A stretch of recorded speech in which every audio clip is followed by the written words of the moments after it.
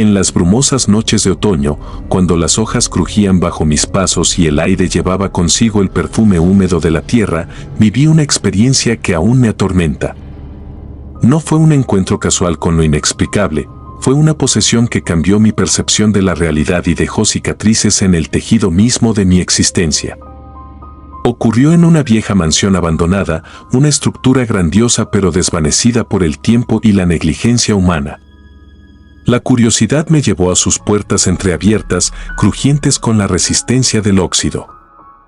Al entrar, una ráfaga de frío me envolvió y un susurro tenue llenó el aire, como voces desvanecidas clamando por atención.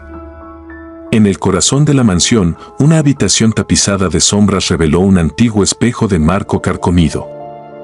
Mi reflejo parecía ser un espectro de mí mismo, con los ojos reflejando un temor que mi conciencia aún no había reconocido. A medida que mis manos tocaron el espejo, una sensación gélida se apoderó de mí, como si mis dedos se sumergieran en las aguas heladas de lo sobrenatural. De repente, mi reflejo cobró vida propia, contorsionándose en una danza macabra. Mi mente quedó atrapada en una espiral de confusión y miedo, mientras mis movimientos eran controlados por una fuerza invisible. Palabras en un idioma olvidado salieron de mi boca, arrastrando consigo una maldición ancestral que resonaba en la atmósfera cargada de la mansión. La habitación vibraba con energía sobrenatural. Símbolos arcanos se materializaron en las paredes, dibujados con la sangre fría de mi propia mano.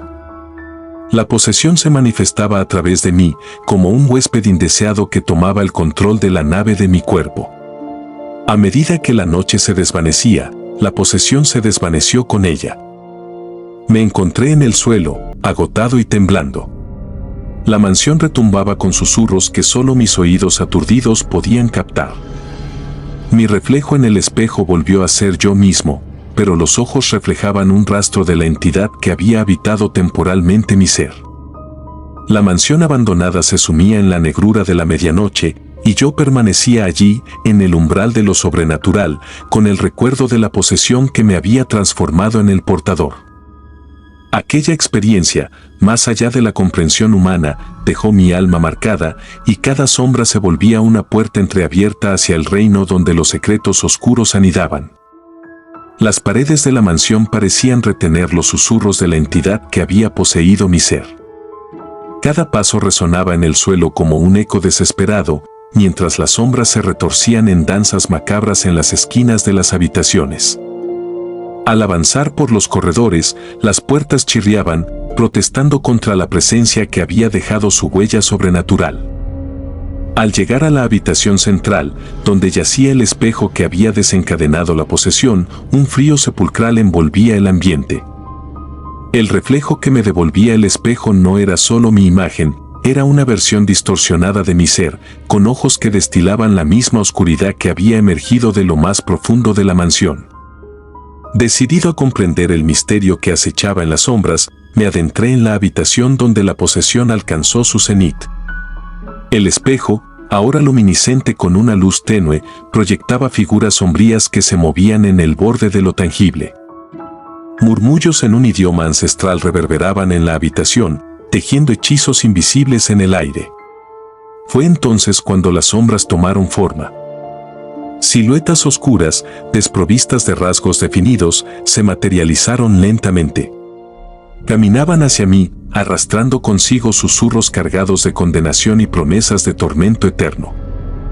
Mis sentidos se vieron asaltados por imágenes de pesadilla, mientras la mansión cobraba vida con la presencia de entidades que no pertenecían a este mundo. Cada paso que daba se encontraba con la resistencia invisible de lo sobrenatural. La mansión misma gemía, como si la posesión aún persistiera en las grietas del tiempo. Las sombras danzaban en un frenesí espeluznante, como espectros desesperados por liberarse de su prisión etérea. Intenté huir de aquel lugar maldito, pero las sombras se cerraron a mi alrededor, susurros ininteligibles llenaron el aire.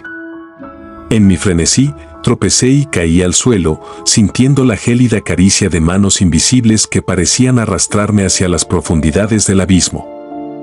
Finalmente, logré salir de la mansión, pero las sombras no me abandonaron.